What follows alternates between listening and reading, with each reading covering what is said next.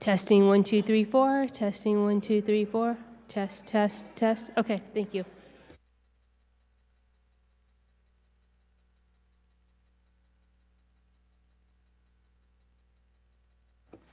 Testing 1, 2, 3, 4.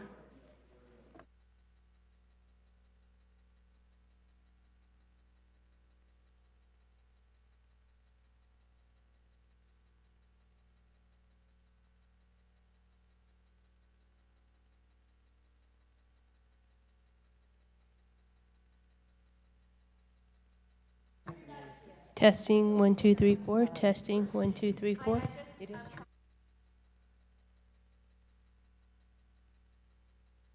Testing 1, 2, 3, 4. Testing 1, 2, 3, 4. Testing 1, 2, 3, 4. Testing 1, 2, 3, 4.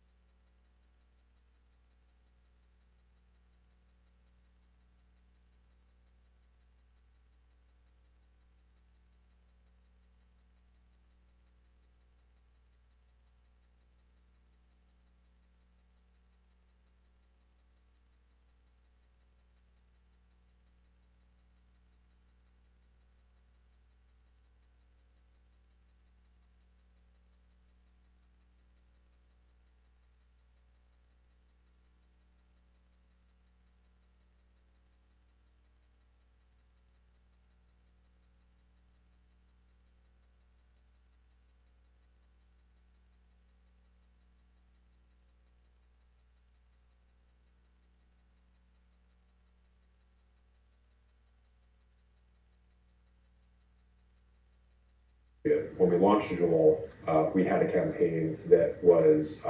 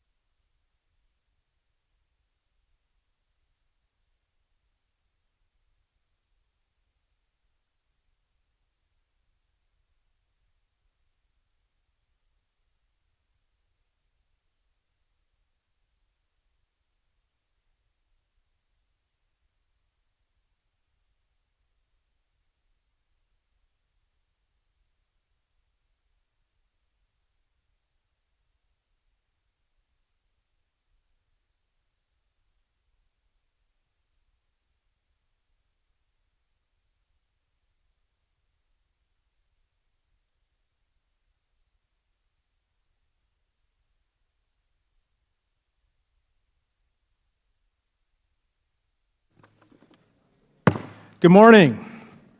The subcommittee will come to order. Without objection, the chair is authorized to declare a recess of the subcommittee at any time.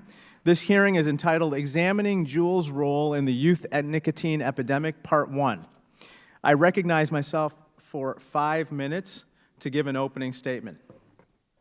After years of steady decline, youth nicotine use has suddenly reversed course, seemingly overnight. Between 2017 and 2018, youth e-cigarette use, also known as vaping, rose 78% in 1 year to the point where over 20% of high school students now vape. The lingering question is why? And what was the role of JUUL, the country's dominant maker of e-cigarettes, with almost 80% of e-cigarette market share, in the dramatic rise in vaping? The panel assembled today will help us address these questions and frame our discussion for Part 2 of this hearing, here tomorrow at 2 p.m., when JUUL founder James Monsees will testify. Today, we will examine what exactly about JUUL's advertising and marketing make it irresistible to kids. Dr. Robert Jackler, the preeminent tobacco advertising scholar in the country, will help us answer that question. After today, we hope to understand how JUUL appealed to youth while simultaneously avoiding detection by adults. We will hear about JUUL's efforts to market directly to kids, including how JUUL entered schools under the guise of anti-vaping presentations. Then, after all school personnel left the assembly room in a lot of these schools, unfortunately, these JUUL presenters told kids that their vaping tools were safe. We will hear from the parents of kids who sat through one such presentation. 2 devoted mothers were so angry that they founded a nationwide advocacy group. I suspect that of all the schools JUUL entered, it regrets going into that one the most because it incited the righteous anger that only comes from parents who feel that their kids were being exploited. We will also hear that JUUL's targeting of vulnerable populations was not limited to kids. Ray O'Leary will describe JUUL's attempts to test its market on Native Americans. JUUL tried to pay her tribe to give free JUUL starter kits to tribal members. JUUL told the tribe that its product is healthy and proposed pushing it through the tribe's medical professionals. JUUL appeared to think it could get away with this on tribal land, and it tried to ensure no one else found out about it. The JUUL product itself contains very high nicotine levels, 3 to 6 times the amount of the e-cigarettes that came before it. Its formulation eliminated the harsh taste that would have previously accompanied that much nicotine and further masked it with flavors, which appeal to youth. Kids do not grasp this. 63% of users aged 15 to 24 do not know JUUL contains nicotine.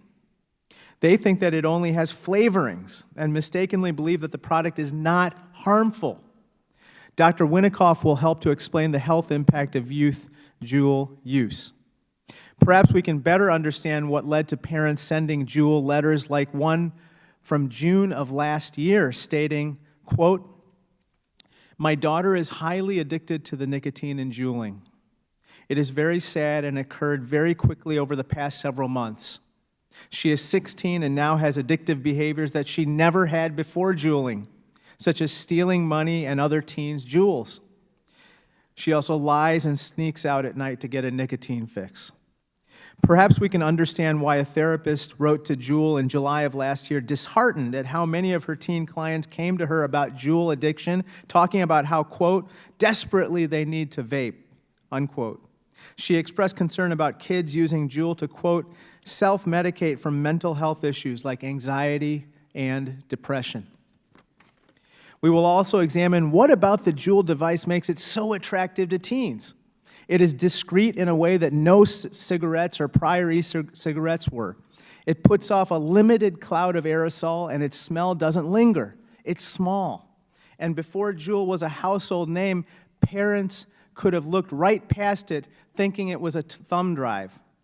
In fact, I've had one in my hand during this entire statement.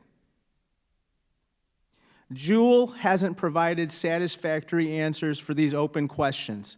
It is my sincere hope that our hearings today and tomorrow will help us better understand JUUL's role in this terrible epidemic and point us towards solutions to prevent teen vaping addiction.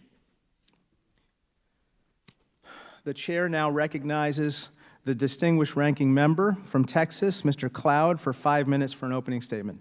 Thank you, Chairman, and thank you, witnesses, for appearing this morning. For decades now, we've known that smoking is dangerous and linked to cancer. Cigarettes result in approximately 480,000 preventable deaths in America each year. These deaths are only preventable, however, if individuals are able to stop smoking. For years now, smoking has been on the decline, but we are far from eradicating it. It's clear that the methods for cessation that existed just a few years ago, quitting cold turkey, using nicotine gum, or patches, sometimes simply are not enough. Recent studies suggest that electronic cigarettes could be part of a broader tobacco control strategy and could be considered viable components to cessation. There's a growing consensus in the scientific community that electronic cigarettes are significantly less harmful than traditional tobacco products. In fact, a study commissioned by the Public Health Service of England found that e-cigarettes were 95% less harmful than tobacco cigarettes. And for this reason, some smokers wanting to quit have turned to e-cigarettes as a cessation aid. Though the FDA has yet to determine that e-cigarettes are effective for this purpose, other studies have found that e-cigarette use was associated with nearly twice the rate of successful smoking cessation than other nicotine replacement therapies. And we do need to be clear about one thing. No one wants kids to use tobacco. No one wants kids vaping. And no one wants vaping companies to target children with advertisements. It's illegal for anyone under 18 to purchase and to consume these products. The Tobacco Control Act of 2009 also applies to e-cigarettes. Members of Congress draft and pass legislation that process should always begin with strict fidelity to facts and research.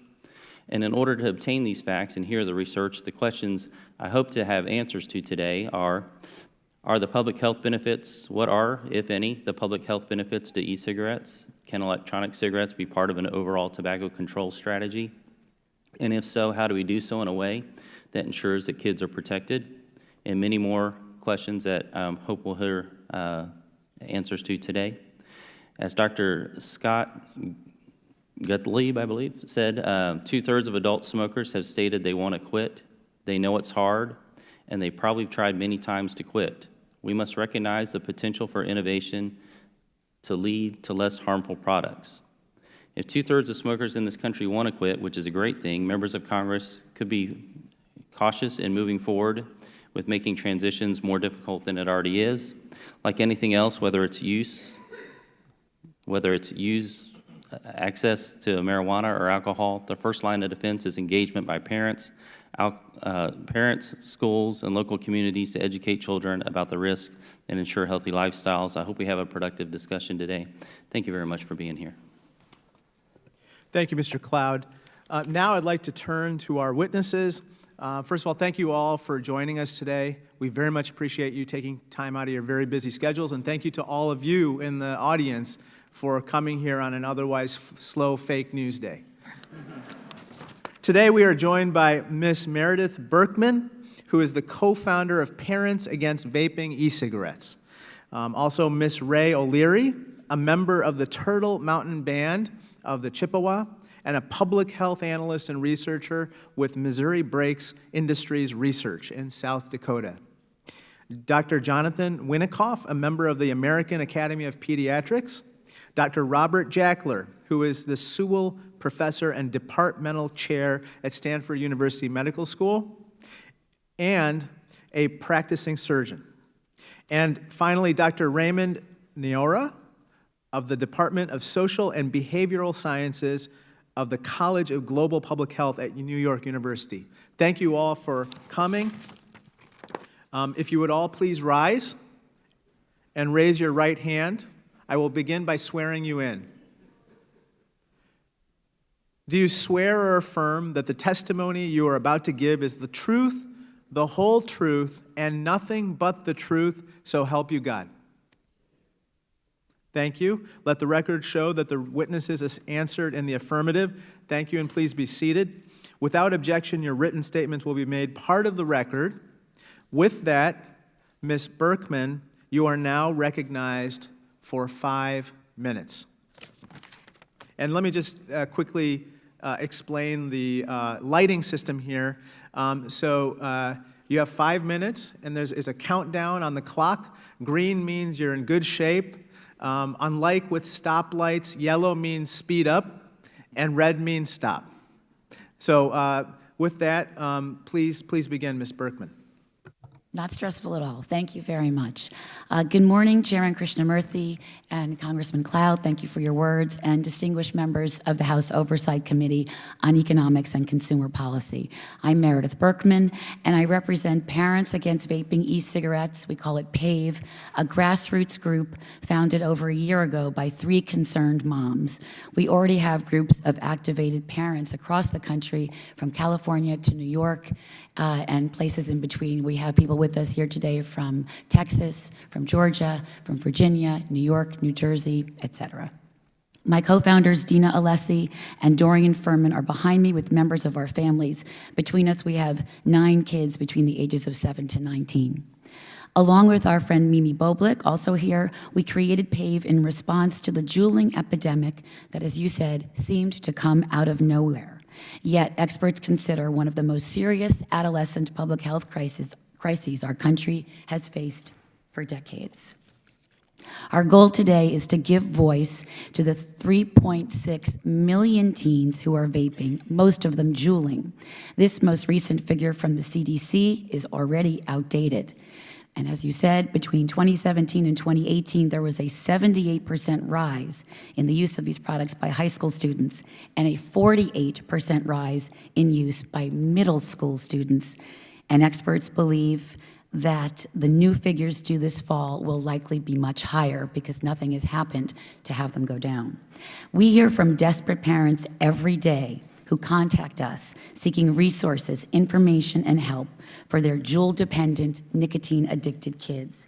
But there is not yet any FDA-approved treatment for this kind of teen nicotine addiction. I will share very briefly just 1 or 2 stories because they're heartbreaking, and they come from every state represented here on the panel and probably for every state of people in this room. From Massachusetts, our PAVE advocate, Kristen Beauparliant, speaking about her son, Cade, a hockey player, described how he developed a cough and complained he was not able to breathe while skating. He became distant, moody, irritable, and had extreme bouts of anger, a very common thing that people report. Our home environment was toxic, and it turns out that Cade has restrictive lung disease. He needs inhalers and oral steroids. He'd been smoking a pod a day, the equivalent of more than a pack of cigarettes a day for years, for 3 years.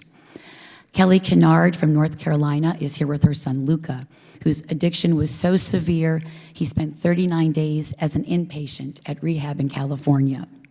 And Kelly said, we began living with a stranger. Our straight A students' grades dropped to F. It was the extreme anger.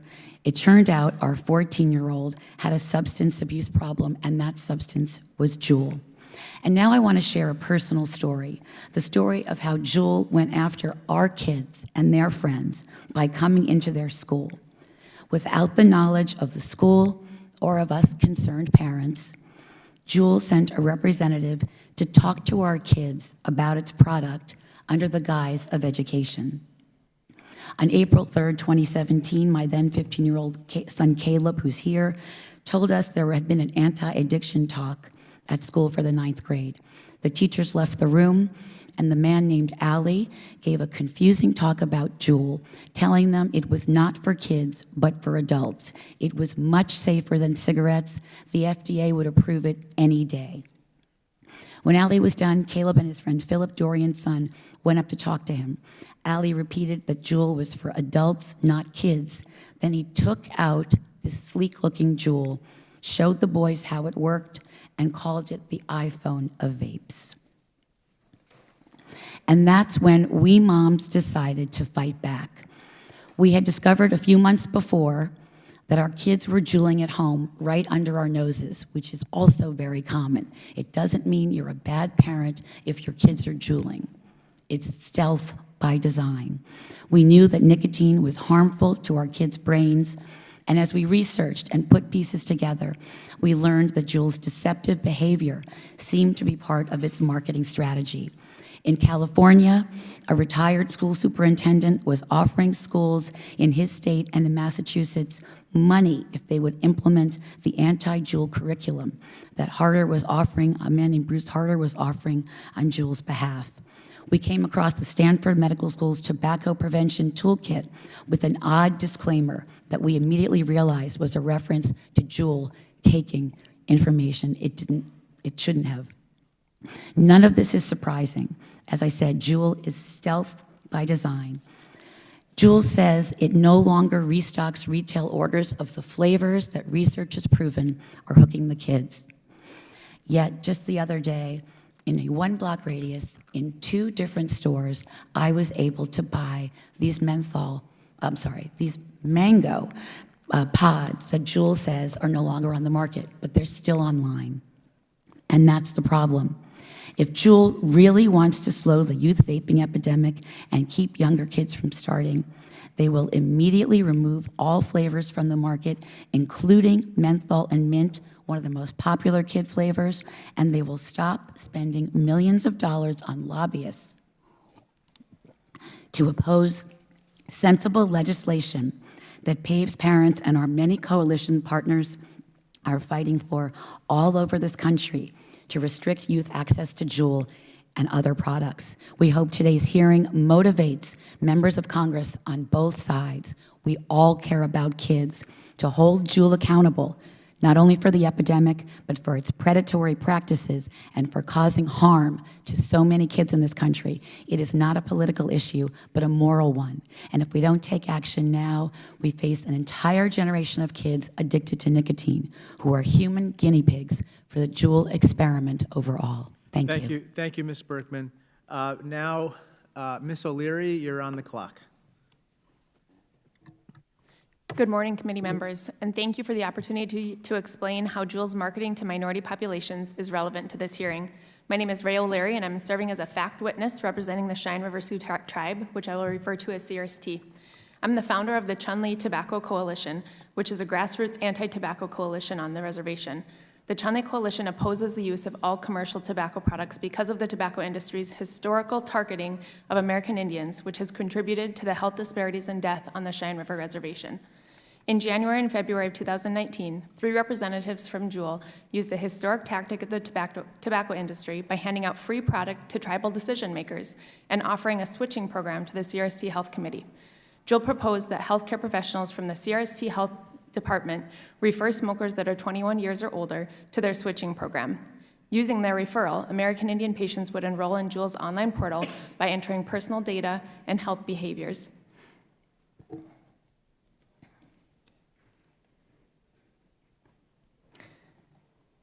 JUUL proposed to sell starter kits valued at $50 to the tribe for $5 apiece. The tribe would then turn around and provide free JUUL starter kits to patients who enroll in the switching program. Throughout JUUL's presentation, they made multiple claims that their product is effective for smoking cessation and less harmful than tobacco products. These claims, as well as JUUL's actions to hand out free product, are all clear violations of the Family Smoking Prevention and Tobacco Control Act. JUUL indicated that their investment in the tribe's switching program was worth over $600,000 to the tribe. Initially, some tribal council members were convinced that JUUL's switching program could help members of the Cheyenne River Sioux tribe quit smoking, improving their quality of life for smokers and eventually resulting in fewer healthcare costs to the tribe. Despite initial interest in JUUL's switching program, the CRST Health Committee members wisely requested written documentation of JUUL's switching program proposal. JUUL did not provide written documentation detailing the program as requested. Instead, they sent a mutual non-disclosure agreement to the tribe's attorney general with untrue information that the non-disclosure agreement had already been discussed by the CRST Health Committee. The non-disclosure agreement was not signed. As a result, JUUL has not returned to the Cheyenne River Sioux tribe. Earlier this month, the CRST Health Committee unanimously approved a resolution that declares, quote, CRST shall neither solicit nor accept any tobacco, electronic smoking device, or nicotine-related funding or sponsorship, end quote. This resolution is currently being considered by the CRST Tribal Council, as well as several other sovereign tribal nations and the National Indian Health Board. The Chunli Coalition emphatically opposes the offer JUUL made to the CRST Health Committee for many reasons, including grave safety concerns regarding exploding e-cigarette batteries and nicotine poisoning of children, and unknown but probable long-term health risks such as cardiovascular disease and cancer. Even though the switching program is intended for adult smokers, the Chunli Coalition has great concern that our American Indian youth will begin using JUUL due to increased access and a highly concealable and flavorful product.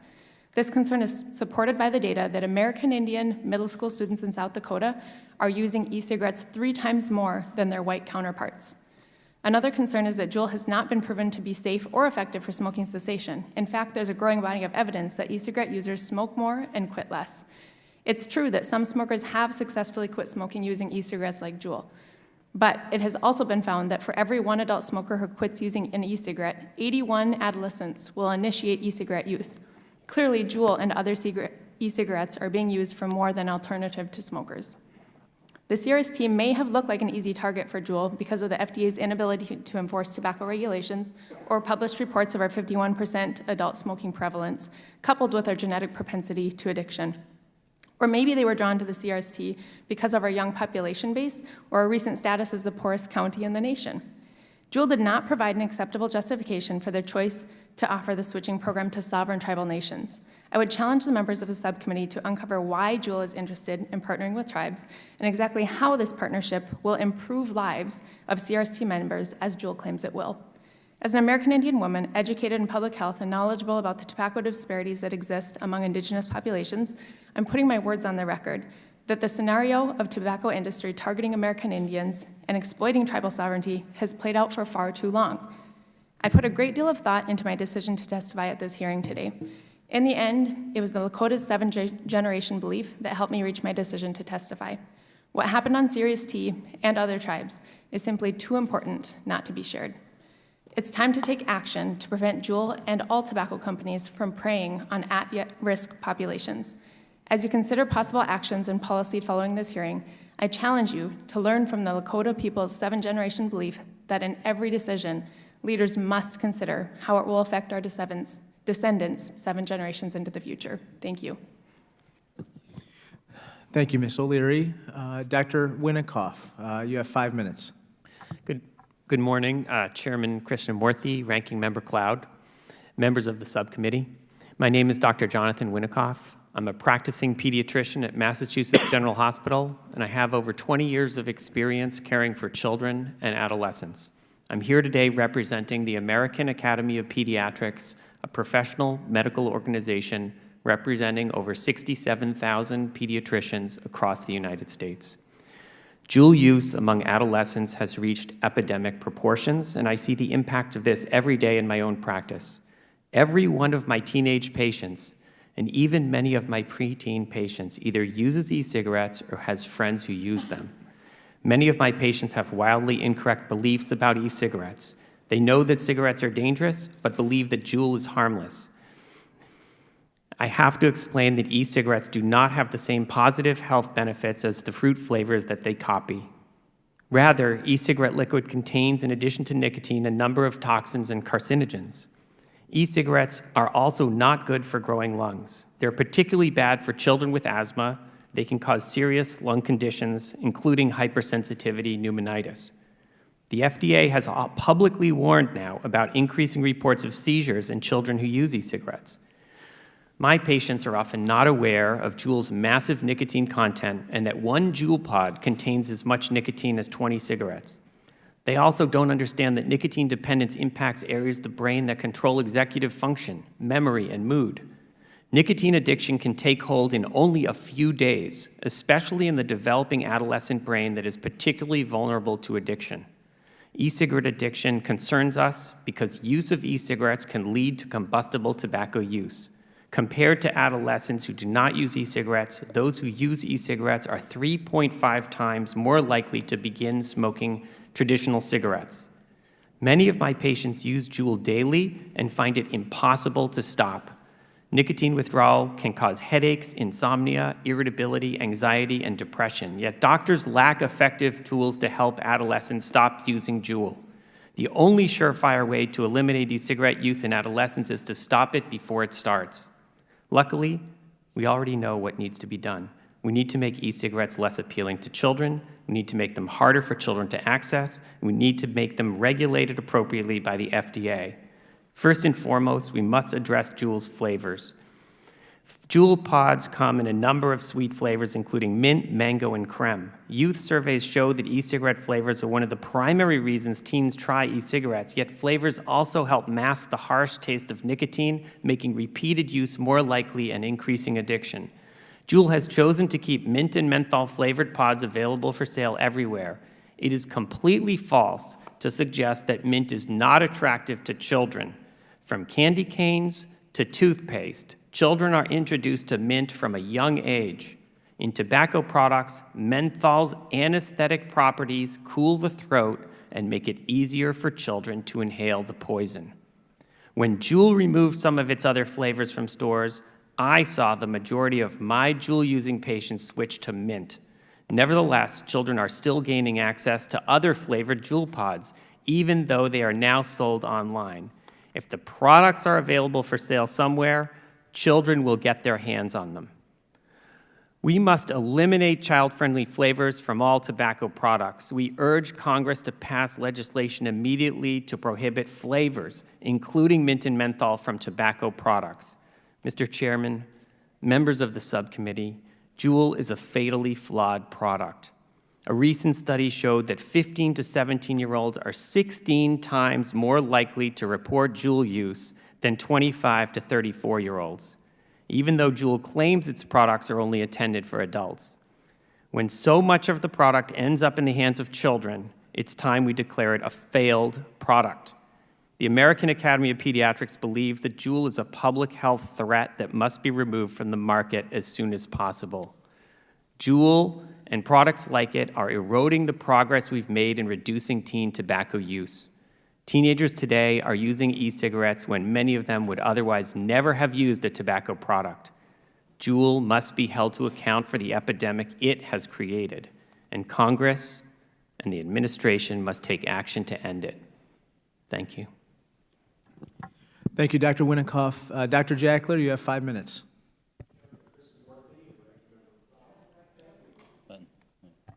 Thank you for the opportunity to testify before your subcommittee today.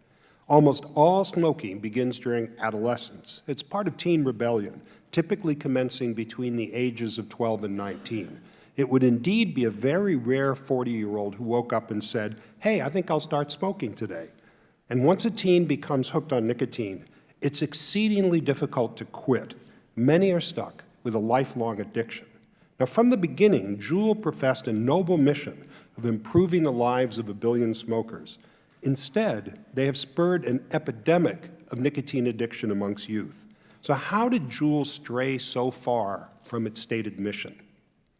As a majority of smokers in America are ages 30 to 60, JUUL should have designed their advertising to connect to a middle-age audience. Over the first year, could we have the slides, please, Garrett? Okay. Over the first year, after JUUL launched in June 2015, it held at least a series of 50 highly stylized parties with youth-oriented entertainment in cities across America. Thousands of young people were given free JUULs, often by attractive young girls. JUUL's initial campaign, called Vaporized, was designed by an advertising agency whose goal it was to create a cult-like following. And they succeeded beyond their wildest dreams. Vaporized featured models in their 20s, in trendy-appearing poses and exhibiting behaviors more typical of underage teens than mature adults. Now, tobacco advertisers have long known that these imageries are exactly how to target underage kids. Just last week, in a televised documentary on CNBC, JUUL co-founder Adam Bowen claimed that the 2015 Vaporized campaign only lasted less than 6 months, it was lifestyle-oriented, and, quote, had no impact upon sales. Lifestyle-oriented, it was obviously, if we could see the images, it's obviously youth-oriented in that way.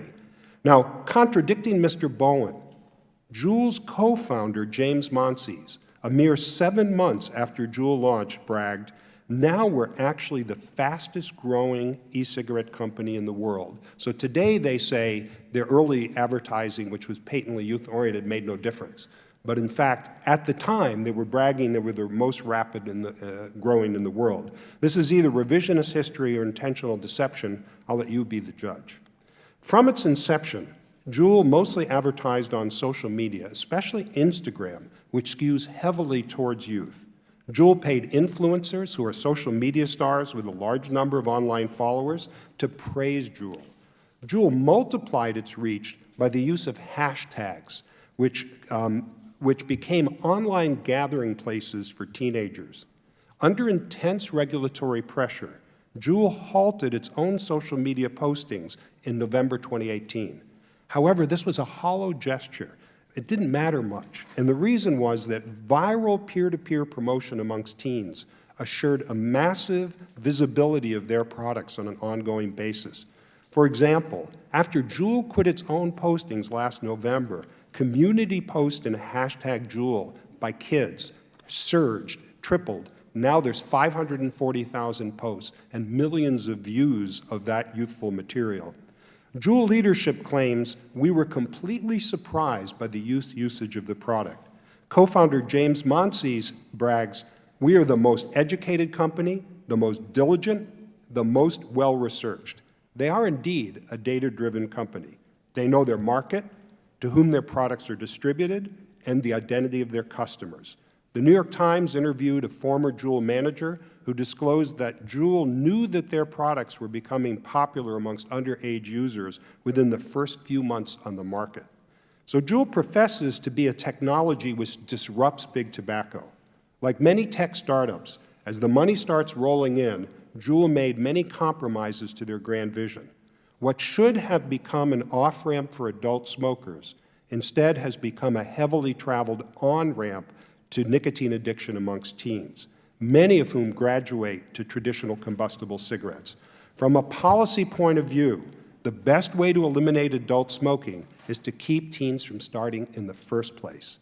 So JUUL's recent partnership with Altria combines the leading youth initiation cigarette, Marlboro, with the leading youth initiation e-cigarette, JUUL.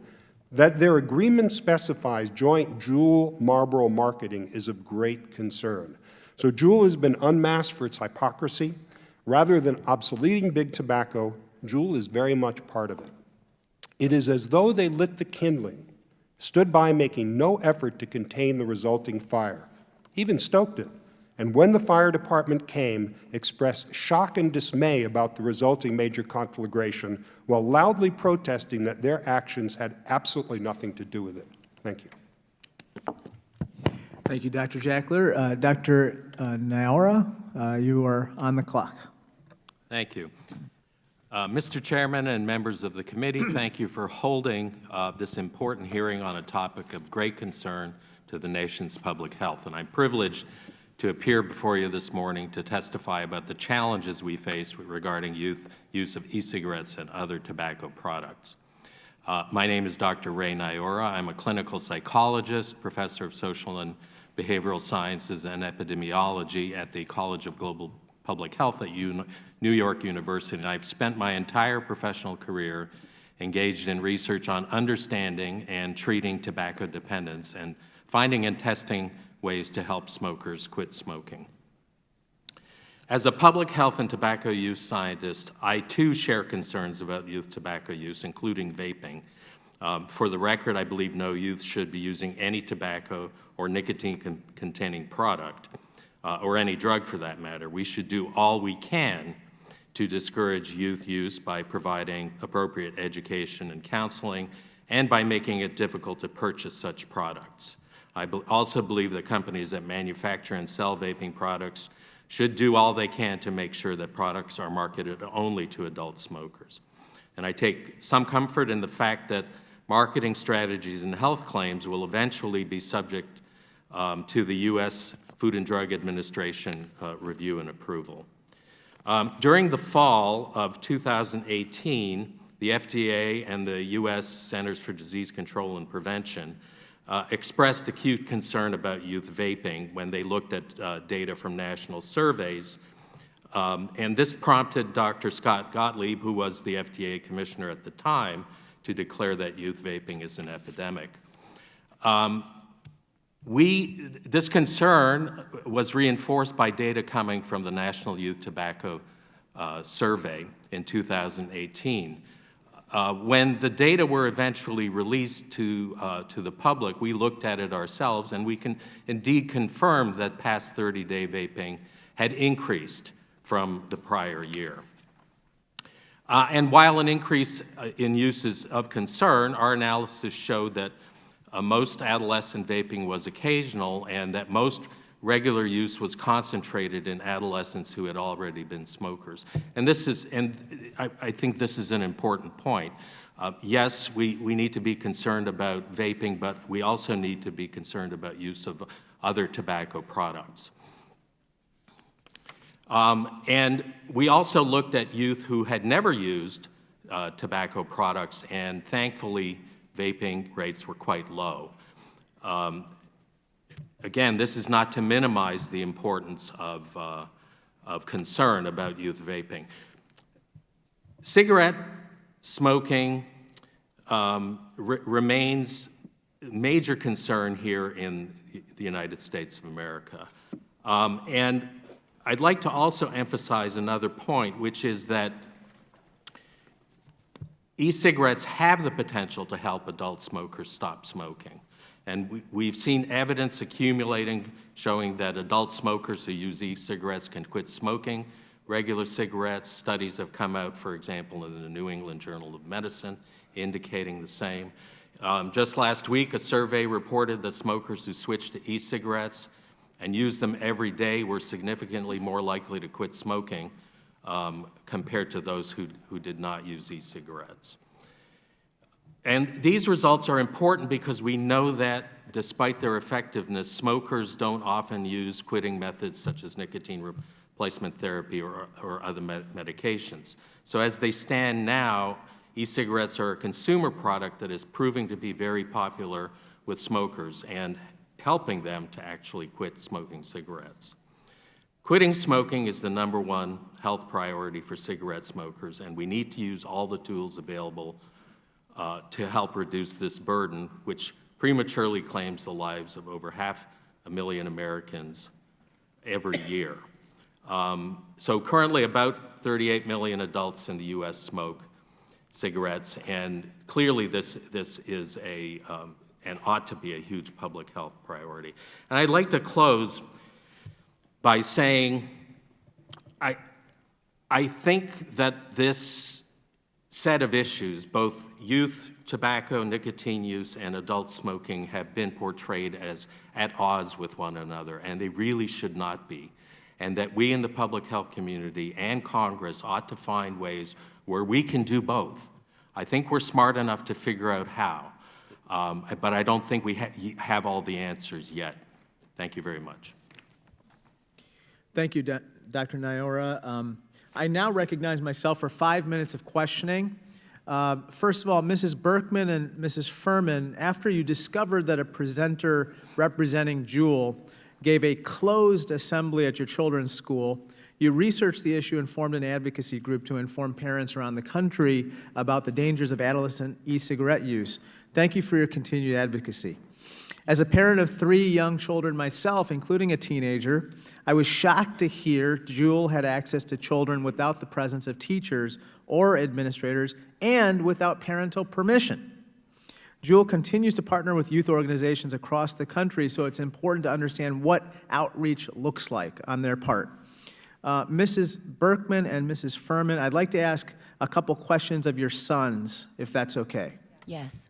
Philip and Caleb, can you please come to the table for a couple minutes?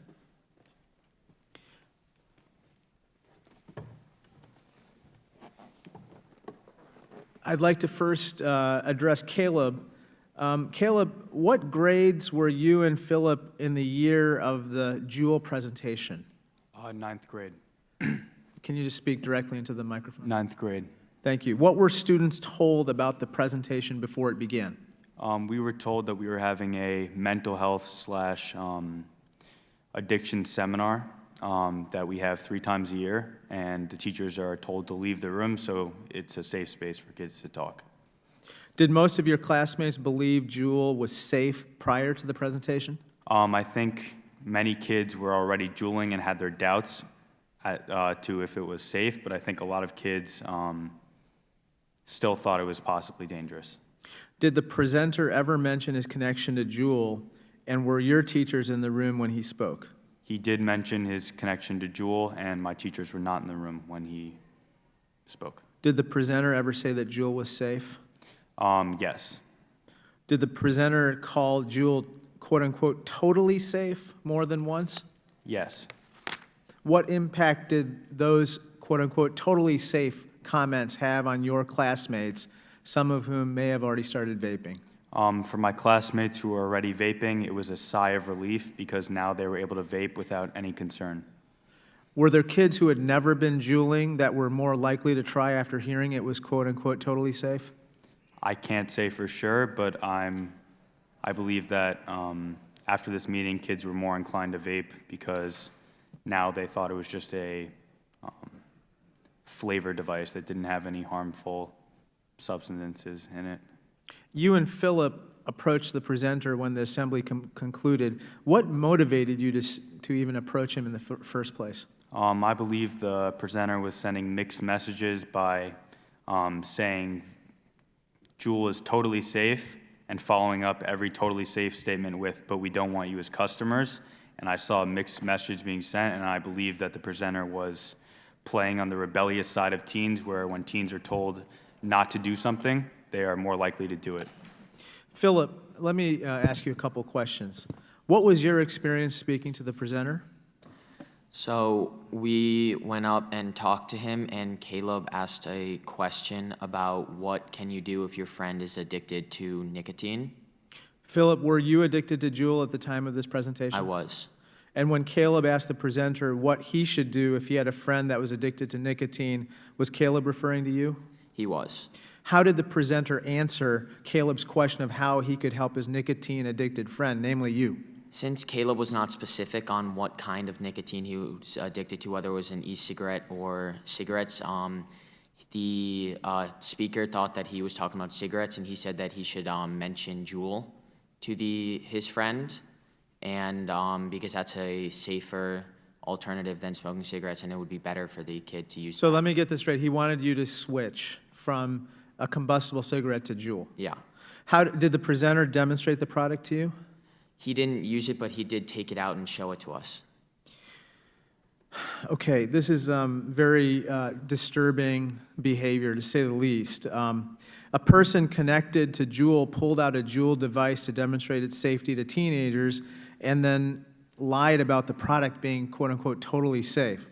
Did he say anything else about whether the government had approved JUUL? He mentioned that the FDA was about to come out and say that JUUL was 99% safer than cigarettes, and he said that that would happen very soon, and that it was in FDA approval while the talk was going on. Thank you, Caleb and Philip. Let me ask Dorian, Philip's mother, to say a couple of words here.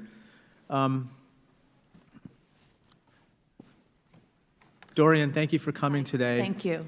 Your son, Philip, just stated he was addicted to JUUL. Yes. How did his addiction impact your family? It was difficult, and at first we didn't understand what was going on. As a young 14-year-old, he was interested in so many different things, from surfing to cooking to his little sister. And I started to find these flash drives and these green plastic caps in his pockets, and I didn't really know what it was at first. So he kept saying, you know, they belonged to a friend, and we'd have fights about it, and I figured out what it was because I Googled the name on the side, and it was difficult. He changed kind of overnight. He started spending a lot of time in his room in the dark. He became moody. We had a very contentious relationship. I became very suspicious, obviously, and I think he didn't really understand what was going on himself, and neither did we. Thank you, Dorian. Thank you. Let me Now recognize Ranking Member Cloud for 5 minutes of questioning. Thank you, Chairman. Ms. Berkman, I'm curious the reaction. I assume you approached school board, principal. What was the reaction? The school had no idea that the outside group had brought a JUUL representative into the school. The school had no idea. So the school had hired a group that had Yes, opened the and door. we believe that the outside group was naive, definitely, but in good faith. Because when I called to ask about this presentation, the staffer who answered the phone said, "Oh, you found the right person." I was researching anti-JUUL education online, and I came across the name of a woman named Julie Henderson, who was listed then and no longer on the JUUL website as its youth prevention coordinator.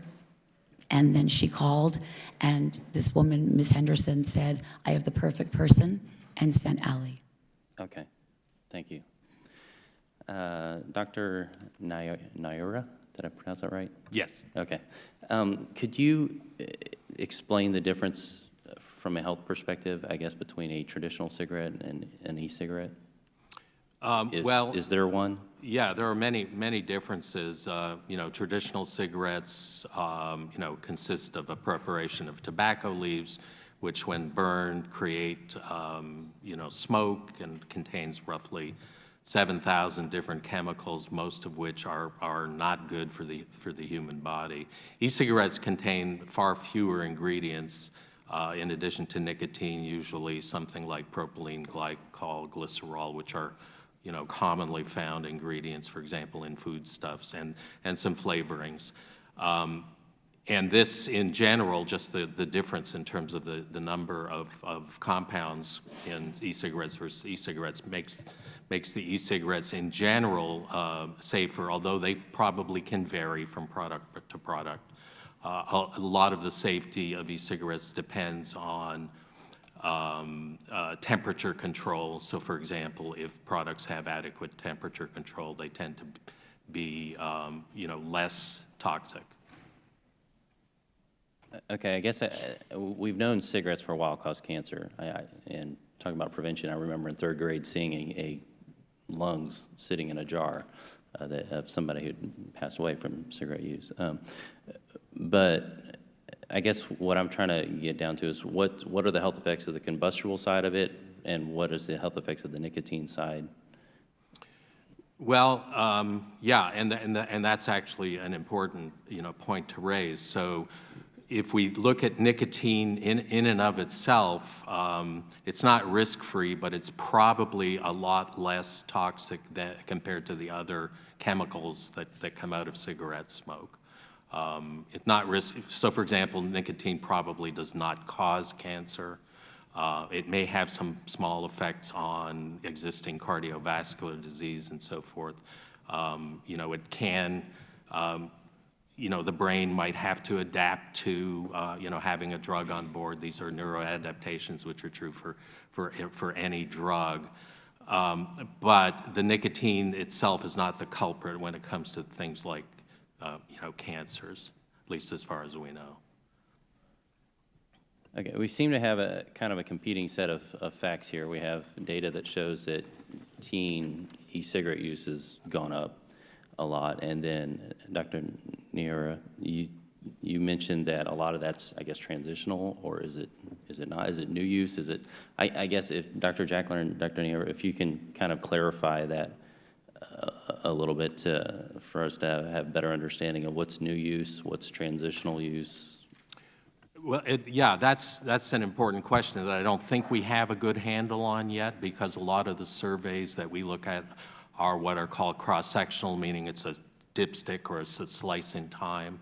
And, we see kids that report to us, oh, they're using 1 or 2 days or, every day and so forth.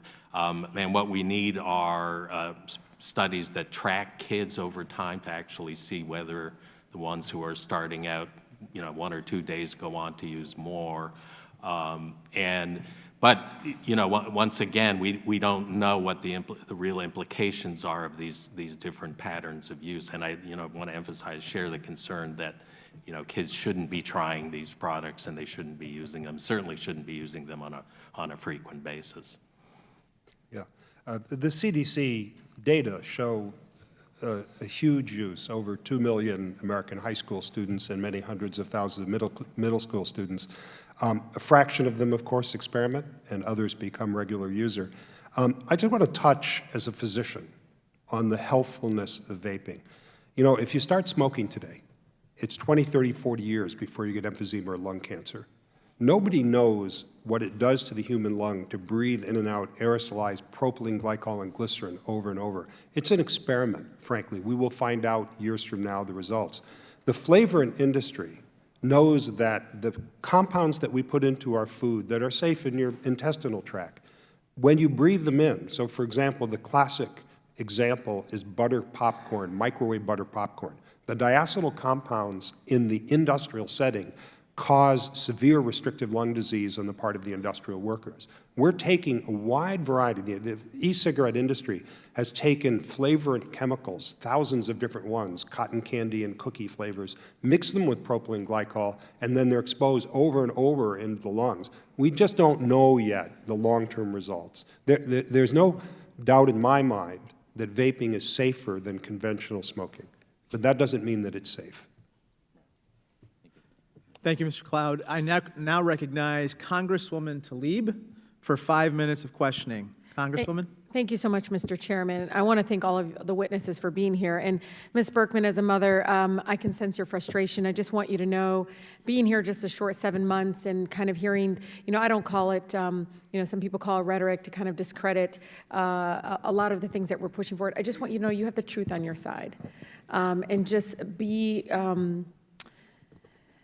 stronger for that, because we don't need more studies. We already know the truth here. In the few years after JUUL was founded in 2015, it dominated the market through a targeted advertising campaign. This seems to be a winning strategy, as JUUL now accounts for 76% of the U.S. e-cigarette market, which is simply staggering. What I find troubling is that in the same time frame, the rate of teen nicotine addiction skyrocketed.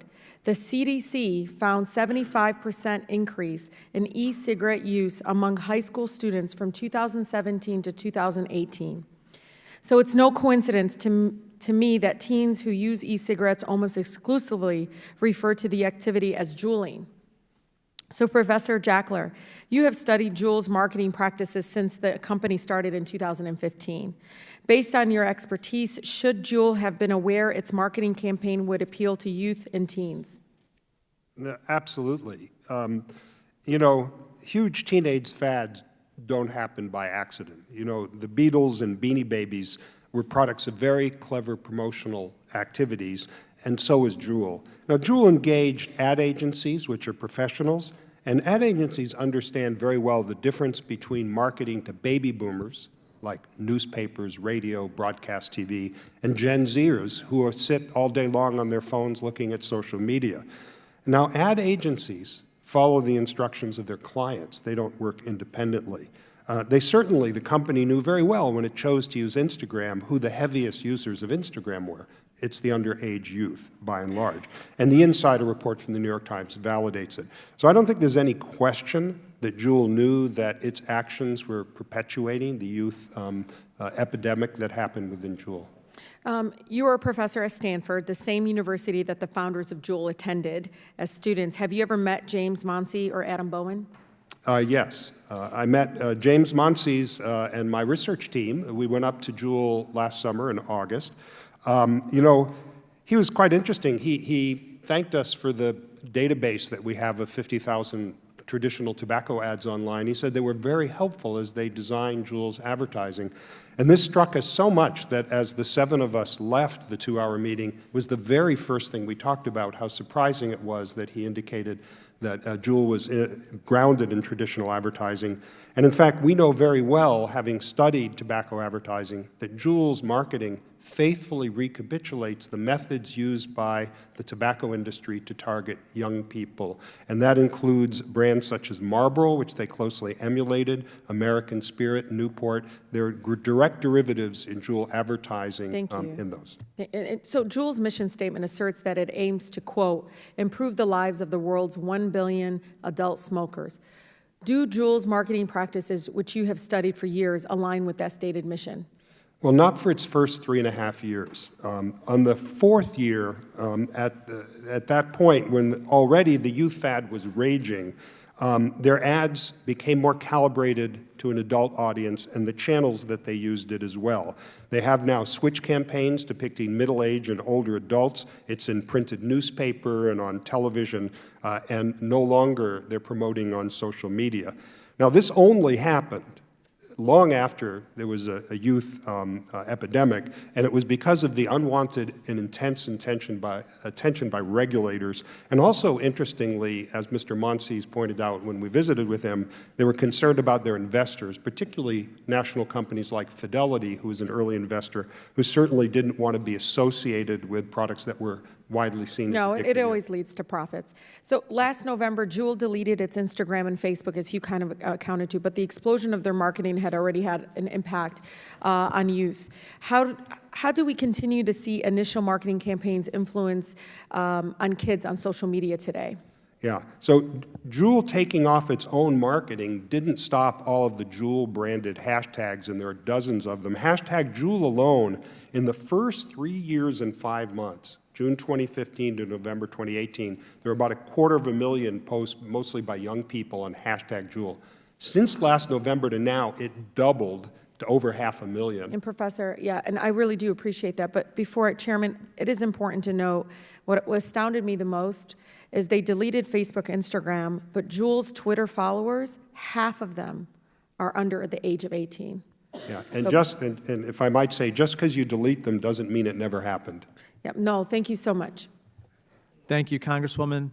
Next, Mr. Comer, you're recognized for 5 minutes. Thank you, Mr. Chairman. And the topic of the committee hearing today is youth use of electronic cigarettes, and it's been mentioned today the potential possible correlation with tobacco and cigarettes. Dr. Niora, you've conducted a lot of research and published several studies on this very topic. How reliable of a predictor of future use of tobacco products is current use of vaping for youth? Well, there is a statistical association between use of e-cigarettes and subsequent cigarette smoking. But what we looked at, and we looked at this in the Population Assessment of Tobacco and Health Study, which is funded and sponsored by the FDA and the NIH. So we did find that, but then we also found that if kids had, in fact, started with a cigarette, they were 20 times more likely to continue smoking a cigarette. So the message that we take from this is that, use of all or any nicotine or tobacco-containing products for kids probably will increase the risk for subsequent cigarette smoking. The worst thing to start with would be with a combustible product like a cigarette. Has the rate of decline in smoking among adults and youth decreased or increased since 2010 when e-cigarettes started to rise in popularity? Well, we've seen steady declines in, cigarette smoking, both in youth and adult populations, which we should, take as good news. We Absolutely. certainly have more work to do. Right. And yes, there is, sort of a diverging of the trends with e-cigarettes picking up and use of cigarettes going down. And that's the area of active research, is to see whether those two things are actually connected with one another. If e-cigarettes were a gateway to smoking, wouldn't evidence show a substantial increase in smoking among youth and young adults by now? Well, we don't see, again, we've seen, you know, a decrease in use of other tobacco products, cigarettes in particular, in youth. So right now, at least, it doesn't appear that e-cigarettes are translating into subsequent use of cigarettes, at least as far as we can tell right now. Does evidence show that teens are diverting to e-cigarettes instead of taking up smoking? Well, that's an important question that I think we need more research to address. Kids are trying a lot of different products, you know, including vaping, and we need to understand more about who are the high-risk kids, who you know, might try a lot of products, who may inadvertently become, you know, more addicted to nicotine. We really need more and better understanding of those factors so that I think we can do a better job at, you know, doing some kind of intervention. Well, I just want to make a point here that I'm certainly opposed to youth vaping. I'm opposed to youth smoking. I'm not a smoker, never have been, but I am a farmer, and I do represent probably the biggest tobacco growing district in America, without a doubt. This is something that has been a big economic boom to Kentucky. Having said that, we recognize the risks and the danger and the bad effects of cigarette use and tobacco use. The industry, I think, has tried to do things to curb underage smoking. I know that Senator McConnell has a bill that I support to raise the minimum age to purchase cigarettes, and I think that you know, that's something that needed to be mentioned today, that you know, tobacco is still legal, and I know this is about e-cigarettes, but I have to conclude with this because it's a big industry in my district, and it's you know, in Kentucky you're not able to grow fruits and vegetables because of the climate, so you're limited as to what types of crops you can grow. It's still a legal industry, and as long as it's still a legal industry, I would rather the tobacco be grown in Kentucky by middle-class farmers, small farmers, which is who grow tobacco, than importing tobacco from other countries. But having said that, I certainly want to work with my colleagues on both sides of the aisle to make sure that youth use of e-cigarettes goes down, and certainly, as I've always been a proponent of doing everything we can to prevent underage smoking. With that, Mr. Chairman, I yield back. Thank you, Mr. Comer. Congresswoman Presley, you have 5 minutes. Thank you. Thank you, Mr. Chairman, and thanks to all of our witnesses for sharing your expertise and sounding the alarm on this. In addition to the experts and those that are at the dais here, I did want to just acknowledge and recognize representatives of the African American Tobacco Control Leadership Council, who are also in the room with us today, and we thank you for your good work. The growing youth vaping epidemic has taken the Commonwealth, which I represent, by storm. Across the state, it is estimated that nearly 1 in 5 high schoolers and 1 in 20 middle school age kids are using these products. Student advocates report school bathrooms have turned into JUUL lounges that smell fruity and minty. I've spent the last 10 years of my life as an elected official advocating for a school nurse in every school, and we've learned from our school nurses that 80% of high school students are vaping, and that's from their youth risk behavior surveys. Leaders at the local and state level in Massachusetts, from our city council to our attorney general, who was the one to initiate the first investigation into JUUL's problematic marketing and sales practices, and our Boston City Council is looking to push for a hearing on banning flavored vaping products, but we have to act on the federal level. And so I'd be remiss not to highlight how similar many of JUUL's tactics seem to be right out of the Big Tobacco playbook. For decades, Big Tobacco targeted black communities to the point where almost 90% of all black smokers used menthols. Nearly 45% of black menthol smokers state they would quit smoking if menthols were altogether banned. So it is extremely disturbing. We've been here before. We don't need a bunch of studies. The only studies we need are the millions of casualties that are behind us and that we run the risk of seeing ahead of us. So this is very disturbing. The flavor crisis is even worse for children. 66% of whom the National Institute on Drug Abuse found believed e-cigarettes only contained flavors, as we learned from the youth who spoke today, and we thank you for telling your story. It seems obvious that the elimination of flavors would help eliminate this confusion. So, Dr. Winnikoff, why are menthol-flavored tobacco products particularly exploitive in the context of e-cigarettes? Well, thanks for the question. The tobacco industry has a long history of targeting mint and menthol-flavored tobacco products to African Americans, and specifically African American children.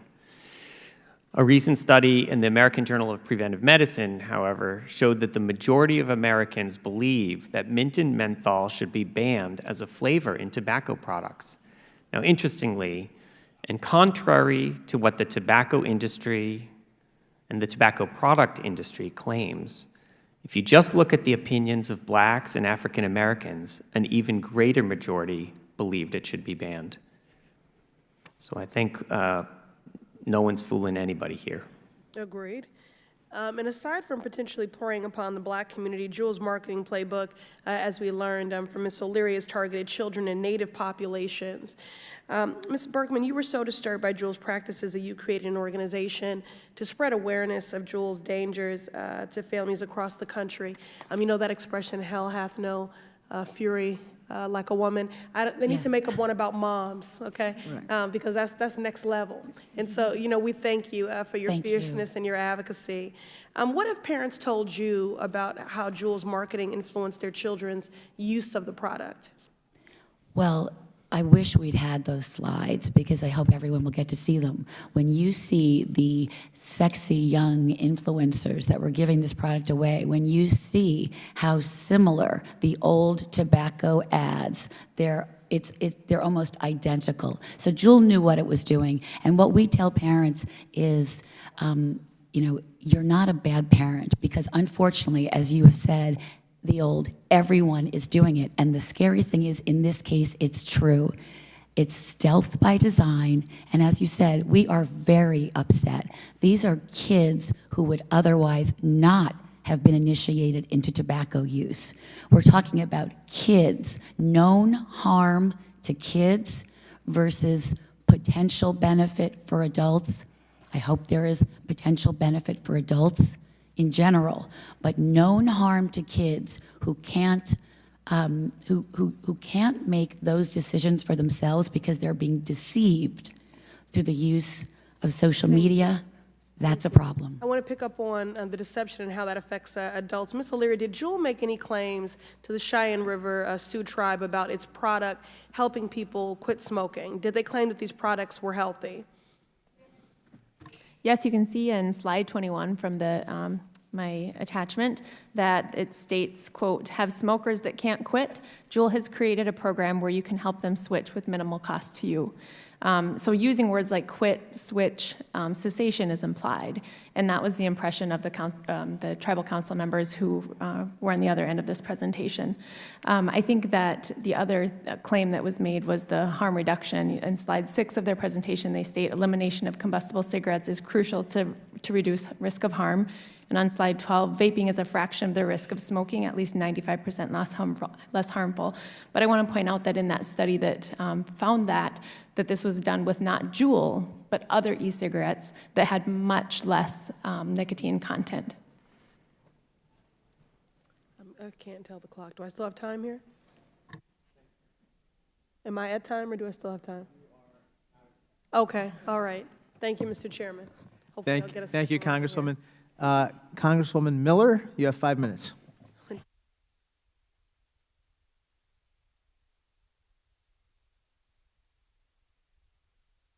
Okay. Thank you, Mr. Chairman. And thank you all for being here today. My home state of West Virginia ranks among the top states in the nation for the highest percentage of adult smokers, about 26% of our population. 38 million people in the United States smoke I agree that we need to ensure that we keep nicotine products like e-cigarettes out of the hands of youth, but we must also ensure that we do not overregulate this industry to the point that they are no longer available for those people of legal age who would like to use them either recreationally or as a means to quit smoking. When I was a child, one of my chores was to empty the trash every day. Both of my parents were smokers. That was really icky. I will tell you, if anything would keep you from smoking, it would be emptying ashtrays every single day. And I believe it was in 1963 when the Surgeon General came out and said that cigarette smoking caused cancer, and both my parents quit. My father just plain old quit cold turkey. My mother smoked 3/4 of a cigarette, then half of a cigarette, then 1/4 of a cigarette. She did it very slowly. But that ashtray thing is what really kept me from ever wanting to smoke. And coming into a house that smelled like smoke. It was really nasty. Dr. Niortha, in your research, do you find that most youth who vape also utilize other nicotine or tobacco products as well? Yes, as I indicated in my testimony, close to 3/4 of kids, at least based on the most recent survey data that we have also been, tried or are using, other tobacco products. Is the use of e-cigarettes by youth correlated to them smoking cigarettes later in life? Well, that's the million-dollar question that we're all concerned about and trying to figure out. At least as we can, as I mentioned, there is some statistical correlation. I don't know if we can say that one causes the other. That's a pretty high bar to prove scientifically. But nonetheless, I maintain my position. I'm in agreement with everyone that we should, kids should just not be using any tobacco or nicotine-containing products. I know when I went to college, the girls all had little cigarette cases and little things that they always carried. And oftentimes, I felt like, is it more of a crutch because you wanted to do something with your hands, or was it because it really was addicting? Often younger people, they want to carry keys, or they just want to have something to do with their hands. And that's more of an observation than a question. In your testimony, you talk about protecting youth from accessing nicotine products and giving smokers a useful tool to quit smoking. It shouldn't be a trade-off, and that we can do both of these things at the same time. Could you elaborate on suggestions on how you think we could accomplish both of these goals? Well, I wish I had all the answers, but I'm hoping that the FDA, with the power of the Tobacco Control Act, can work hard, and I know they are working hard to figure out how to achieve both goals, which is to minimize, if not eliminate, youth use and maximize the ability of adult smokers to access safe and effective products. I think we're still in the early stages of figuring out, which e-cigarette type products are going to prove to be the most useful. But that's what the FDA is there for, to review applications and use their scientific powers to determine which products are in fact fit for approval. In regard to adult smokers, how can the health risks associated with cigarettes be mitigated by the use of e-cigarettes? Well, the major thing is if cigarette smokers can switch completely to an e-cigarette product, we know that in fact will result in pretty quick changes in biological markers of harm that are normally associated with smoking cigarettes. So in other words, we have signals that their bodies are actually kind of getting better and improving. But Dr. Jackler is right in saying that we need more information about long-term effects of use of these products, and so that's an area of active research. But at least in the short term, it looks like if people switch to these products, they actually are in some ways improving their health. You mean like coughing? More like, biological markers that are associated with higher risk of cancer, so blood levels of certain chemicals, things like that. Okay, thank you, Mr. Chairman. Thank you, Congresswoman. And now, Mr. DeSaulnier for 5 minutes. Thank you, Mr. Chairman. Thank you for having this hearing. I must admit, the longer you have these political jobs, the more depressing it can get sometimes when you see human beings doing things to other human beings. I'm old enough to remember introducing a secondhand smoke ordinance as a restaurant owner in Concord, California, 30 years ago. I'm also old enough to remember doing an ordinance at the county. It was a public health ordinance. And our hearings then showed very clearly the tobacco industry was marketing directly through retailers all across the country, where they put their placement of advertisings, how close it was to other products that kids would be drawn to, literally research that they had done showing the height when kids came in. And I also remember being a restaurant owner and having owned multiple liquor licenses that when we went through Mothers Against Drunk Driving, where colleagues of mine in the restaurant business said, well, if we try to assume more liability, then we'll go out of business. We should protect small business. And thinking and talking to colleagues at the California Restaurant Association saying, well, why would we want to be in business if that's what, and of course we passed laws that have helped with that. So here we are again. And Ms. Berkman, I've had some fairly regular group of young people that's growing in my district in the San Francisco Bay Area come into my office, and they're trying to do similar things that we did with tobacco settlement money, getting young people to help advocate. But they're also telling me stories pretty compelling that on their campuses this is pervasive, and there's a reinforcement from the marketing from peer to peer that it's not dangerous, that people have taken care of all that. You have had the same experience, I take it. Yes, and actually we have a PAVE group, Parents Against Vaping group, in San Francisco where we're working all the time. But yes, peer-to-peer, even now when there's been so much talk about the harmful contents of these sweet JUUL pods, the known toxins, the nicotine, kids still don't get it, right? They think it's water vapor. I mean, we heard those numbers earlier. And as you said, we've been here before, and we should not be here again. And we don't want our kids to be guinea pigs for this experiment, especially when we saw what happened the first time around when Big Tobacco 1.0 targeted our kids. JUUL is Big Tobacco 2.0. And we can't wait. This is a race against time. If we don't act soon and take the flavors off the market, because the flavors continue to hook the kids, then this is a generation of nicotine addicts and worse. In West Virginia, for example, I know that the member just left the room, but there is research that has given conclusive evidence of cardiovascular damage caused by e-cigarettes. So there's known damage, not only to developing brains, but cardiovascularly. And I keep hearing over and over, we don't know yet. We're waiting. These are kids. There's known harm now. Why wait? And God forbid, see what happened the first time around. We don't have that time. So thank you. Dr. Winikoff or Dr. Jackler, so secondhand smoke.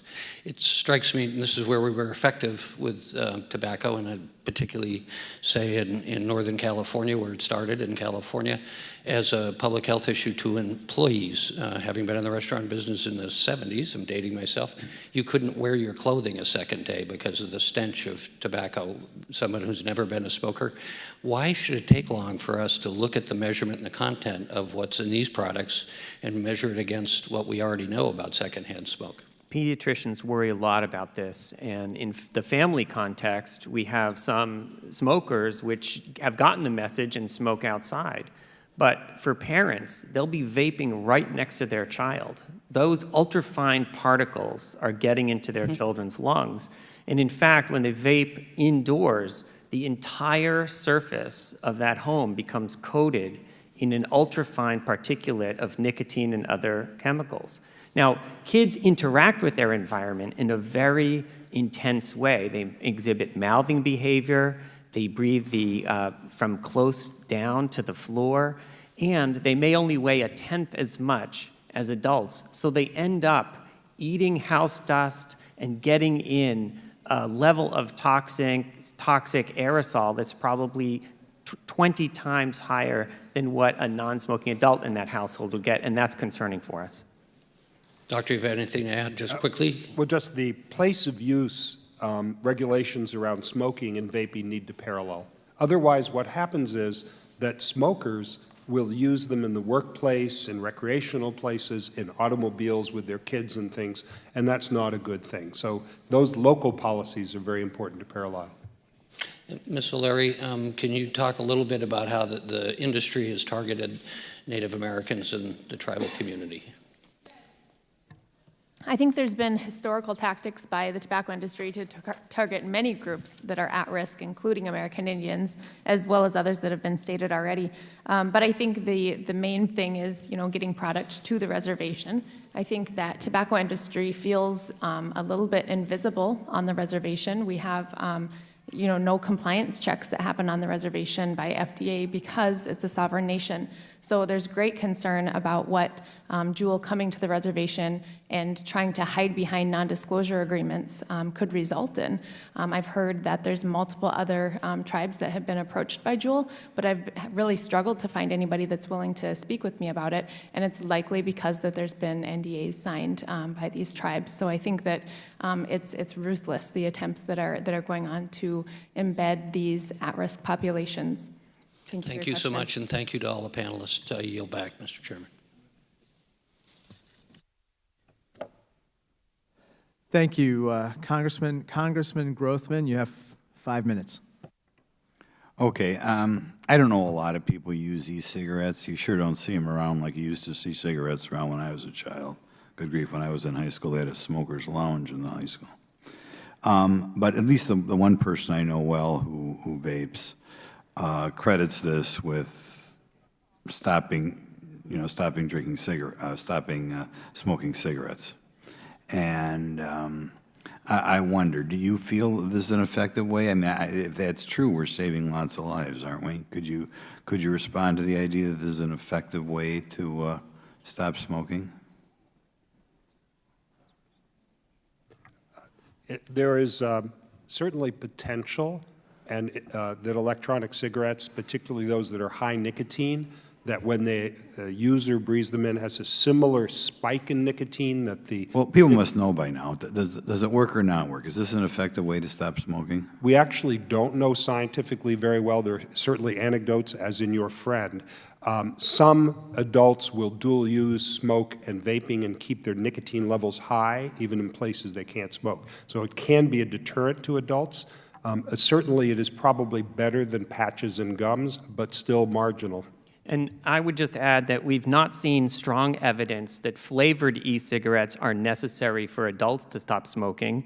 And I think if a manufacturer develops a flavored e-cigarette that generates data and proves that it would help adults quit smoking and not attract children, then the manufacturer is able, under the law, to ask FDA to approve it as a cessation device or authorize it as a new tobacco product. But for now, the evidence is strongly in favor of taking flavored products off the market.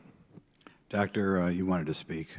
Yeah, so I just take a issue with the notion that there's not strong evidence. We do have, the results of a randomized controlled trial, which is the gold standard for scientific evidence, published in probably the most prestigious medical journal in the world, the New England Journal of Medicine, earlier this year, demonstrating that smokers who managed to switch to e-cigarettes quit at twice the rate compared to those who use nicotine replacement therapy. So the evidence base is building.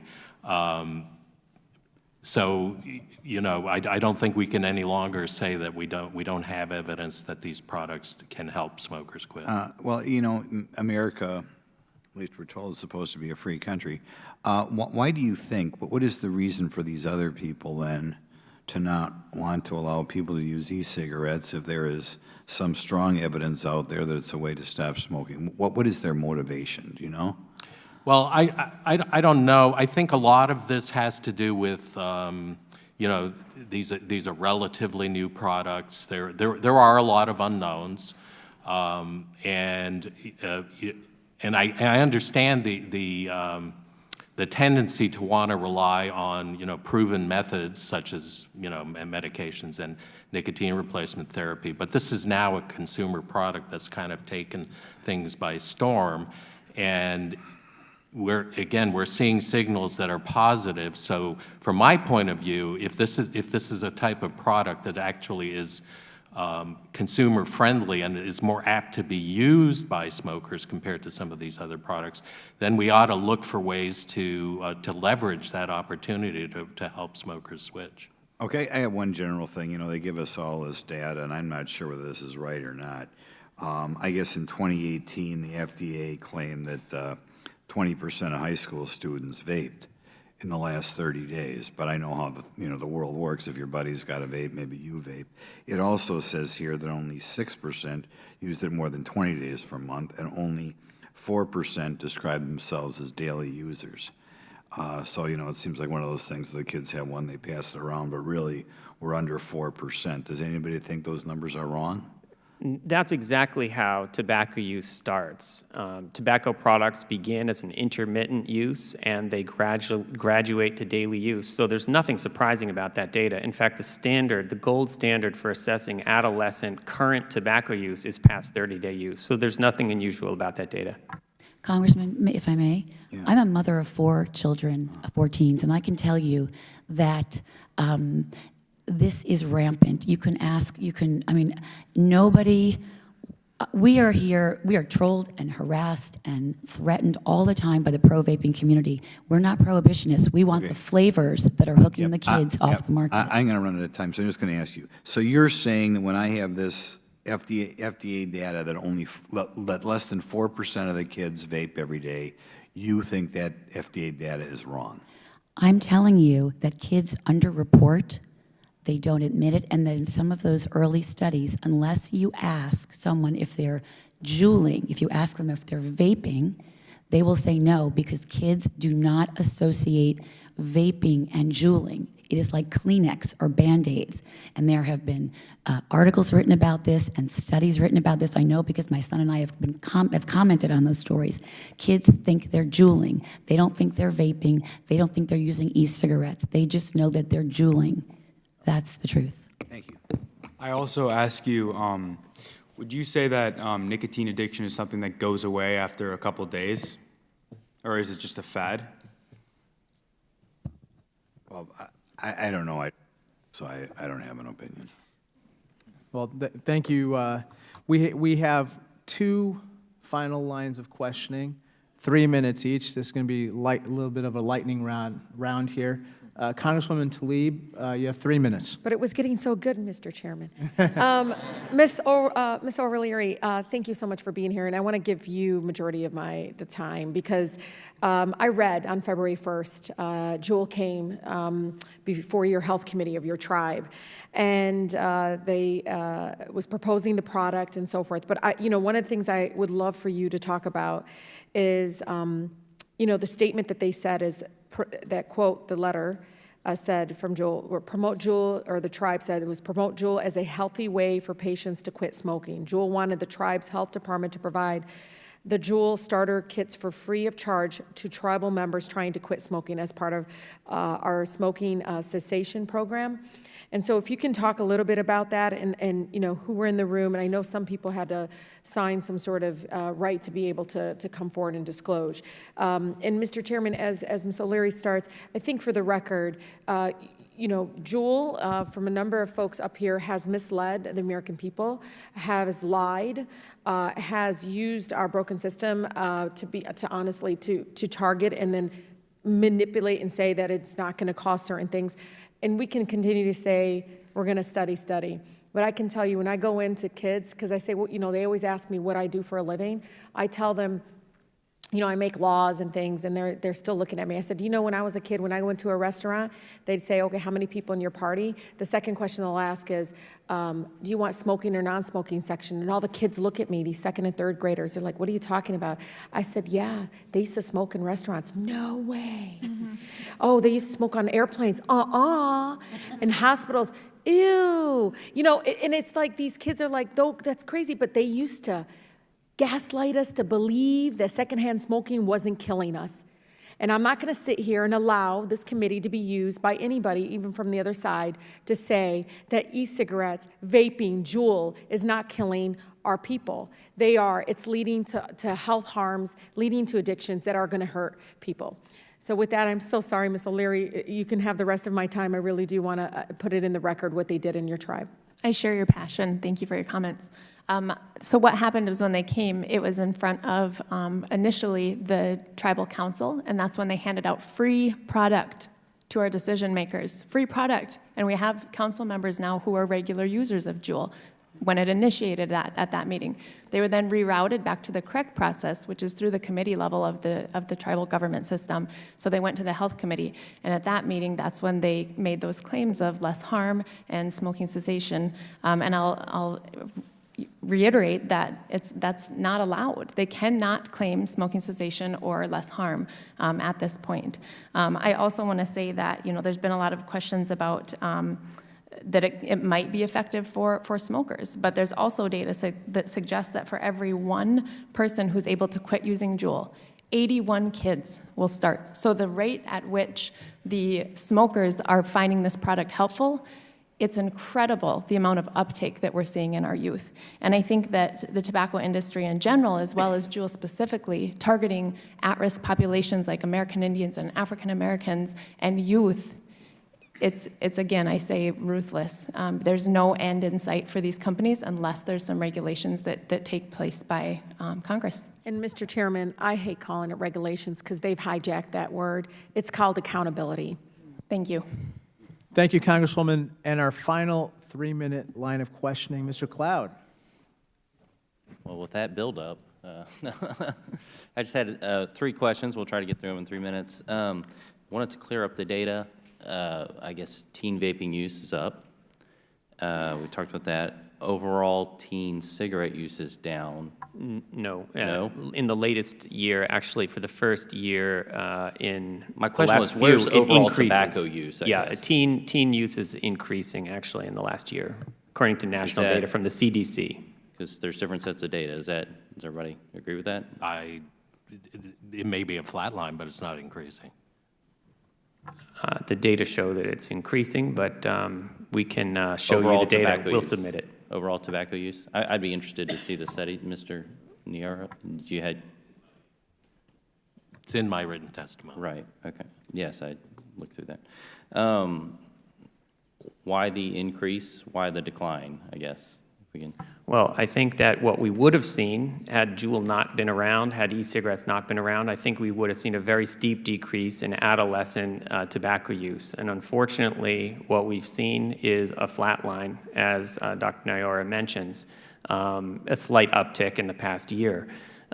This is a problem because when I ask kids, I only have do a you little time, like... if I can move on. Yeah, go ahead. I think we covered the rest of what you're saying. Well, if you You're look saying at there's a decline, why is there a decline? Yeah, if you look at the patterns over the past, 4 or 5 years, again, we're at record lows for youth smoking, which, is hard to reconcile with the fact that, teen vaping is up. Those are just the facts. Now, when you say youth smoking, that includes cigarette smoking. No, just okay. cigarette smoking. Yeah, that was my question. Cigarette smoking. All right. Total product use is up dramatically in the last few years. Okay. But that includes vaping. Okay, that's the question I was trying to get to. Thank you. Both Jackler and Niara, you touched on, for a second, on patches and other. Could you touch about 20 seconds on e-cigarettes compared to those other alternatives, patches, what have you? Right. So, nicotine patches are a form of nicotine replacement therapy, proven to be effective to help smokers quit. Again, this one study appears to show that e-cigarettes are even better than nicotine patches. But my interpretation of that is that e-cigarettes are actually a form of nicotine replacement therapy. They're just more efficient. They're better at doing it compared to products like patches. Okay, and of course, we're all talking outside the context of teens when we're talking. Yes, no, this is for adults. Right. How can policymakers ensure that non-combustible nicotine products like electronic cigarettes are available for smokers wanting to make a transition while limiting the access of unintended users like youth? What are your recommendations? I don't have any concrete recommendations because I think this is a very tough issue. We're seeing a lot of suggestions coming out from folks in terms of different types of, restrictions in terms of where products can be sold, maybe restricting flavors and so forth. I think these are important conversations that we ought to continue to have to figure out the best road forward. I'll let Dr. Jackler finish. So high nicotine products like JUUL, and it has exceptionally potent nicotine, from my point of view, should be available by doctor's prescription for adult smokers. I care very much about adult smokers and would like to have products that help them quit, and I think it's a superior product compared with patches and gums. But they should not be on the market to be bought over the counter in sweetened, fruity flavors by kids. Thank you very much, Doctor, and thank you to the first panel for their testimony. With regard to the panelists, if you could please come back to the ante room. We are going to switch out, and we are going to have our final panelist, Senator Dick Durbin, and we'll hear from him. So we'll take a 2-minute break just to switch out the panelists. And please, audience, please stay seated for Senator Durbin.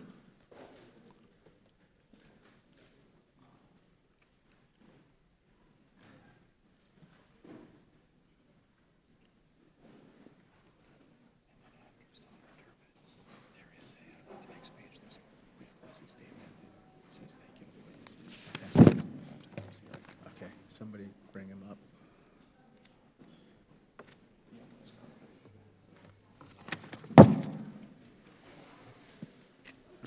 Do I swear? Swear him in? No, that's all I say. Are you sure? Okay.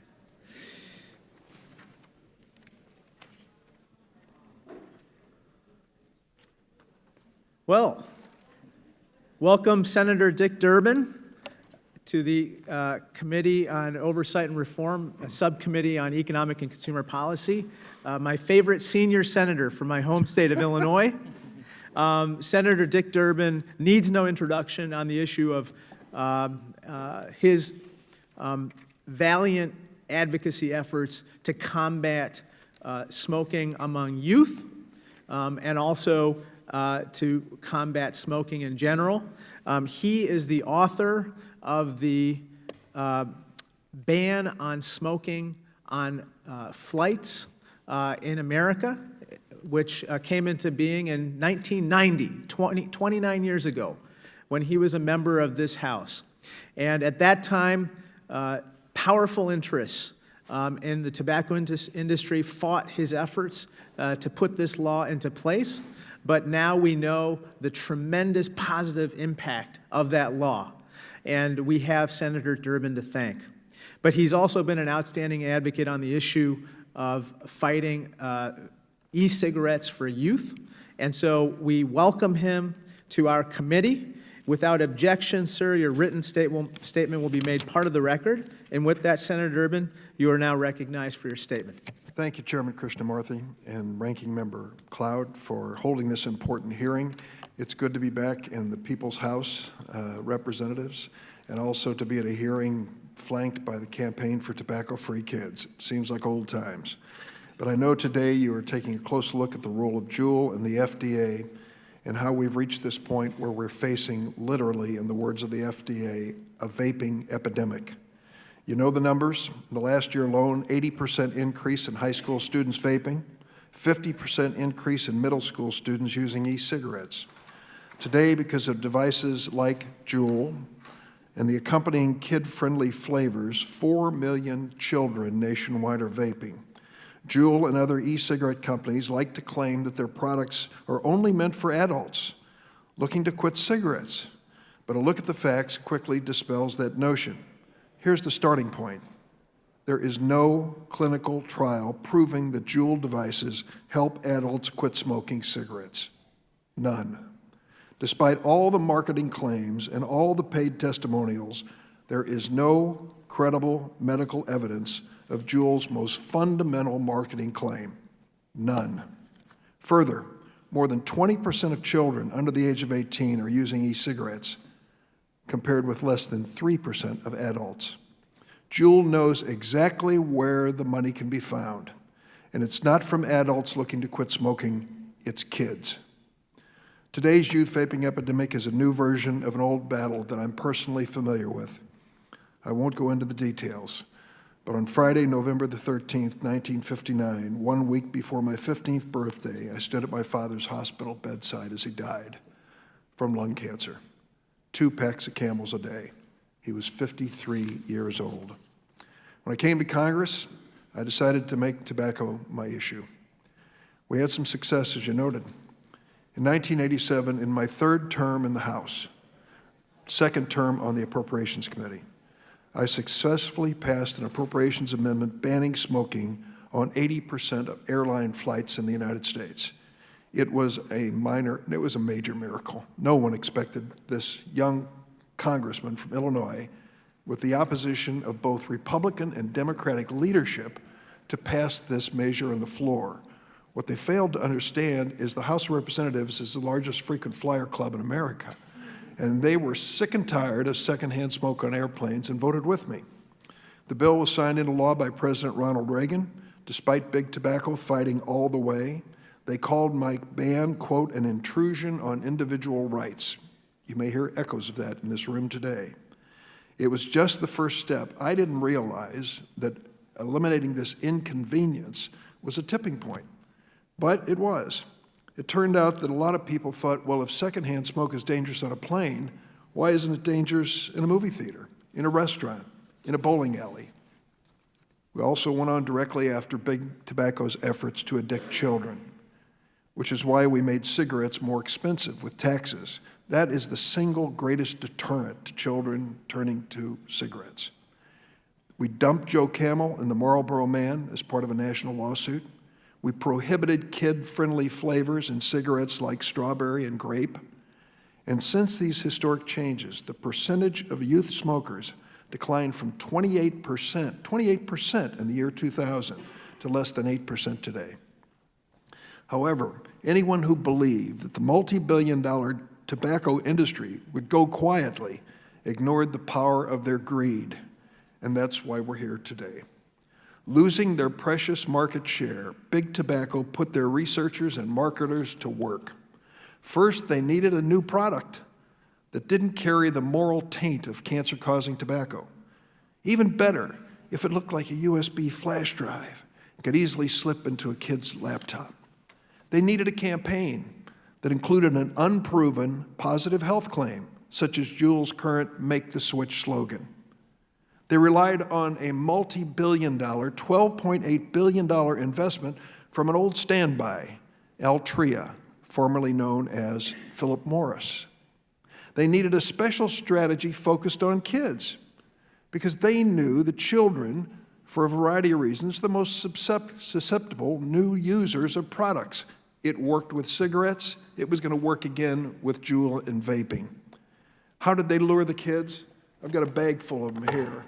All of the different flavors. I won't go through them all, but they include fruit medley, gummy bear, whipped cream, unicorn poop, razzleberry, and cotton candy. Now go tell me that's all about adults switching from cigarettes to vaping. Finally, and this is critical, they needed the Food and Drug Administration to look the other way as their massive empire mushroomed and metastasized. Unfortunately, the FDA has been happy to serve as that accomplice, delaying common sense regulation of the e-cigarette industry by years, refusing to remove illegal products from the market, and standing silent in the face of these false health claims by JUUL. I've made it clear to the acting FDA Commissioner, Dr. Sharpless, and Commissioner Gottlieb before him, that FDA's hapless spectatorship has to come to an end. whether by law, regulation, court order, or discovering the political will to get off the sidelines. So what's been the result of Big Tobacco and Big Vape's efforts, combined with the FDA's abject failure to regulate the industry despite their authority? Between 2017 and 2018, the number of American teenagers using any tobacco product increased by nearly 40%. This was the largest single-year increase in youth tobacco use ever. That's right. All of our significant hard-earned gains to reduce youth use of tobacco products are being reversed because of e-cigarettes like JUUL and the accompanying kid-friendly flavors. And all of the full-page JUUL ads decrying children, you know where you see them. You see them in The Hill, Roll Call, Political, Washington Post, New York Times, Wall Street Journal. This isn't a new tactic. That's exactly what Big Tobacco did. When we said, lay off the kids, they bought full-page ads in the Wall Street Journal saying, we don't want kids to smoke cigarettes. How many kids do you think get up in the morning to read the Wall Street Journal? Exactly none. This is just a PR campaign, now by JUUL, once by Big Tobacco, to try to say that they have a business model that really isn't directed at kids. The facts tell us otherwise. To combat today's vaping epidemic, I've introduced bipartisan and bicameral legislation to crack down on kid-friendly e-cigarette flavors. I'm joined by Senator Lisa Murkowski, Republican of Alaska, and Representatives DeGette and Raskin. Our Safe Kids Act would give e-cigarette companies 1 year to prove their products meet 3 criteria. First, companies would have to prove that their products actually help adult cigarette smokers to quit. Second, they'd have to prove their products don't harm the people using them. Third, e-cigarette companies would have to prove their products do not cause children to start using nicotine. If a federal tobacco to 21 bill moves this year, and I think it might in the Senate, it's imperative that the legislation includes strong provisions to crack down on kid-friendly e-cigarette flavors that are addicting our kids. As someone who lost his father as a kid to smoke-related lung cancer, I had hoped that e-cigarettes would prove to be a smoking cessation device for adults. To date, there is no proof. Instead, these devices and the candy, dessert, fruit flavors are causing children to develop this addiction at far greater rates than they're helping adults quit smoking cigarettes. A recent Dartmouth study found that e-cigarette use leads to 81 new smokers for every 1 smoker who quits. According to the Truth Initiative, 15 to 17-year-olds are 16 times more likely to use JUUL compared to people over the age of 25. A recent study published in the Journal for the American Medical Association found that teenagers who start vaping are 3 times more likely to go on to smoke cigarettes than teenagers who don't. And consider this, JUUL is widely popular with kids and accounts for 70% of e-cigarette sales in the United States. Make no mistake, JUUL, now partnered with tobacco giant Altria, is driving this epidemic, even as they come before this committee and pose for holy pictures. Congress waited far too long to start protecting children from cigarettes. History is now repeating itself with e-cigarettes. Our inaction, combined with FDA's complacency, is dooming an entire new generation of children to nicotine addiction. Most parents care when their teenager is lost in a cloud of vape smoke. Does Congress? I look forward to working with you on a bicameral basis to address this public health epidemic head-on. I'll close by saying this. I never dreamed when I went after taking cigarette smoking off of airplanes, in my 3rd term in the House, for God's sake, that I had a chance to win, but I did. The net result of it, because of unforeseen developments, was a change, a dramatic change in America in their view toward smoking. We stepped in at that moment, finally, and took on Big Tobacco. The question is, can we work the bipartisan political will to take on big vaping now for the benefit of the young people sitting behind me and those across America? Thank you, Mr. Chairman.